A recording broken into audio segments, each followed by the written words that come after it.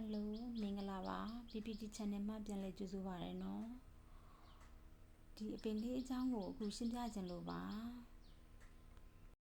ဒီအပင်လေးနာမည်ကတော့မဟာကာကျန်စစ်လို့ခေါ်ပါတယ်အရန်တန်မိုးရှိပါတယ်နော်အချို့နေရာတွေမှာအလေးကျပေါက်ကြပါတယ်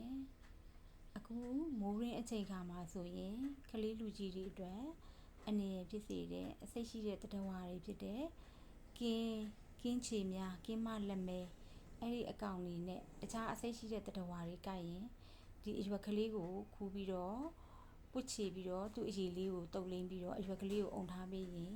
ချက်ချင်းတပါတယ်နော်အစိတ်ပြေပါတယ်ကျမကိုယ်တိုင်လက်တွေ့တစစ်စစ်ဖြစ်နေတဲ့နေရာကိုကင်းချေများကိုက်သွားလို့တစစ်စစ်ဖြစ်တဲ့နေရာကိုဒီအရွက်လေးခြေလိမ့်လိုက်တာခဏချင်းအတွင်းတသွားပါတယ်အဲ့ဒါကြောင့်တန်မိုးရှိလို့လာပြပေးတာပါနော်